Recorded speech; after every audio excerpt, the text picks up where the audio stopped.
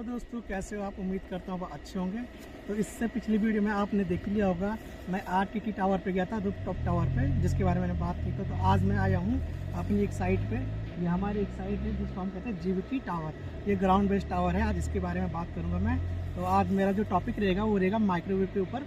तो मैं आपको ले चलता हूँ। जो आपको ऊपर दिख रहा होगा एक ड्रम जैसा आपको दिख रहा होगा, वो हमारे यहाँ पे माइक्रोवेव लगा है। तो आज हम इसी के बारे में डिस्कस करेंगे, इसमें क्या होता है, ये कैसे सिग्नल को एक स्थान से दूसरे स्थान पर ट्रांसफ़र करते हैं। तो आज इसके बारे में आपको जानकारी दूंगा। तो अब शुरू करते हैं, मैं आपको साइट पे लेके चलता हूँ। दोस्तों, अब हम बात करते हैं माइक्रोवेव की। तो पहली बात मैं आपको बता दूँ, माइक्रोवेव की ज़रूरत हमें क्यों पड़ती है और किस लिए हम माइक्रोवेव को यूज़ करते हैं। अब कई साइटों पर माइक्रोवेव रिप्लेस किए जा रहे हैं और कहीं पर अभी इंस्टॉल किए जा रहे हैं। तो पहले इसी के बारे में जान लेते हैं। हम माइक्रोवेव का यूज़ उन साइटों पे करते हैं जहाँ पे हम अपना फाइबर नहीं पहुँचा पाते हैं।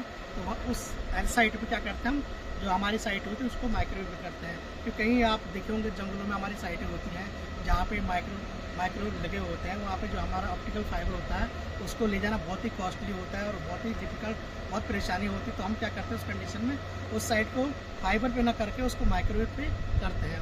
अब बात करते हैं हम माइक्रोवेव का यूज़ किस लिए किया जाता है। तो आप जो हमारा माइक्रोवेव होता है उसमें क्या होता है, हमारे जो मैंने आपको दिखाया वो ड्रम सा जो आपको दिख रहा है, तो वो हमारा माइक्रोवेव का पार्ट होता है।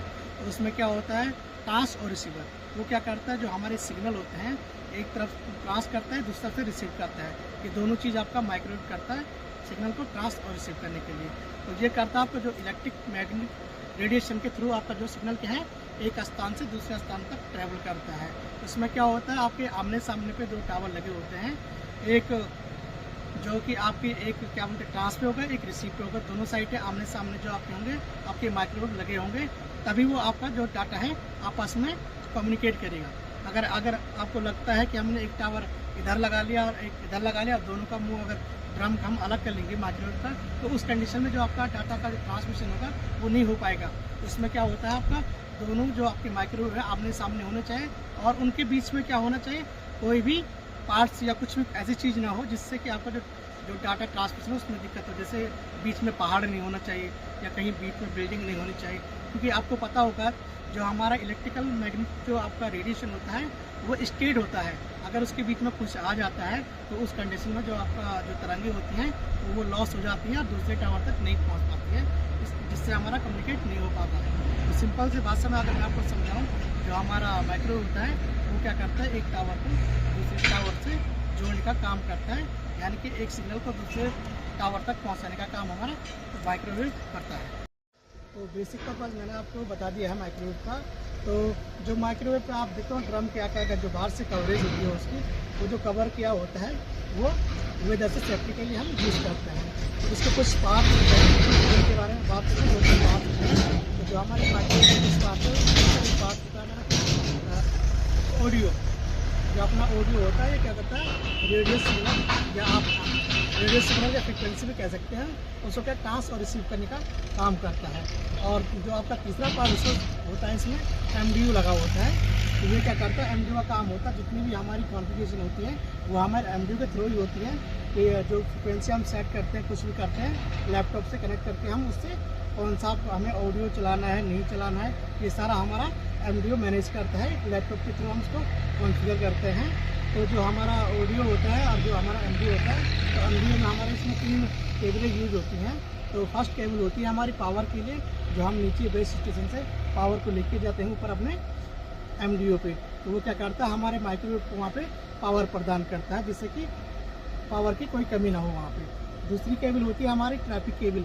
तो ट्रैफिक केबल हमारी क्या होती है, ऑप्टिकल केबल होती है, जो हमारे बेस स्टेशन से आप मान सकते हो आपके DTS से या राउटर से वो लिंक होती है, जिससे कि आपका जो डाटा है वो ट्रांसफ़र होता है, या आपका ट्रैफिक जो होती है उसके थ्रू ही हम उसको ट्रांसफ़र करते हैं। और जो तीसरी केबल होती है वो होती है हमारी लॉगिन केबल, जो हमारे MDU से कनेक्ट होती है, जिससे हम अपने राउटर के थ्रू या अपने लैपटॉप के थ्रू क्या कहते हैं कॉन्फ़िगर करते हैं या चेक कर पाते हैं कि जो हमारा MDU है उसमें फ्रिक्वेंसी सही से पड़ी हुई है या नहीं है। ये पावर सारा वही मैनेज करता है हमारा MDU। और नीचे जब हम आते हैं तो वो यह आपको बताया मैंने, आपका जो आउटडोर यूनिट का ये पूरा प्रोसेस है जो ऊपर ही लगा होता है, और जो हमारा बेस स्टेशन पे लगा होता है उसका जैसे हम नॉर्मली एक इंसान से बात करते हैं तो हम आपस में बात करते हैं, कम्युनिकेट करते हैं, मगर जो हमारा माइक्रोवेव होता है कि वो कम्युनिकेट करता है किस में, आपके ट्रांसमिट सिग्नल जो होते हैं, सिग्नल के माध्यम से वो आपस में कम्युनिकेट करते हैं। तो ऐसे ही हमारा जो है कि माइक्रोवेव क्या करता है, सिग्नल के माध्यम से ही कम्युनिकेट करता है। उसके लिए कैसा प्रोसेस होता है वो मैं आपको दिखाऊंगा। ऊपर हमारा ओडीसी लगा हुआ, ओल्टी लगा हुआ, तो हमारे इनोडबी से पूरा कैसे ये चीज़ें मैनेज की जाती हैं और कौन सी केबल कहाँ पे कनेक्ट होती है, उसके बारे में आपको मैं ऊपर जाके आपको दिखाता हूँ। जो मेरा साइटर है ऊपर, उसमें दिखाता हूँ आपको। तो देख पा रहे होंगे आप पीछे से बहुत सारे हैक्स लगे हुए हैं हमारे यहाँ पे। ये हमारा बेस स्टेशन है, ये आप देख पा रहे हैं। हमने क्या कर रखा है, यहाँ पे पावर बैंक यूज़ किया है बैकअप देने के लिए। और ये साइड में आप देख पा रहे होंगे, ये हमारी ओएलटी है, जो वाईफाई, जियो का वाईफाई जो राउटर चलते हैं ये इसके माध्यम से चलते हैं। और ले चलता हूँ आपको, ये हमारा क्या है, इनोडबी का ये यहाँ पे पूरा सिस्टम है आपके ओडीसी के अंदर। तो मैं बात करता हूँ जो मैं आपको दिखाया जो ऊपर जो माइक्रोवेव से जो आपकी केबल आती है, ये आप देख पाएंगे ब्लैक वाली, ये आपकी ट्रैफिक केबल है जो आपके सिस्को के राउटर में लगी हुई है। और ये राउटर आपके इससे कनेक्ट हो रखा है आपके बीटीएस से। जो आप ये पीली वाली जो पैच कोड देख रहे हैं, ये भी ऑप्टिकल पैच कोड ही होती है, ये भी आपकी इससे कनेक्ट हो रखी है आपके बीटीएस से। तो ये दोनों आपस में कम्युनिकेट हैं, दोनों आपस में जुड़े हुए हैं। और आप ये देख पा रहे हैं बहुत सारी यहाँ पे केबलें हैं हमारी अलग अलग। हाँ, ये अलग अलग बैंड के लिए हमने यहाँ पे केबलें यूज़ की है।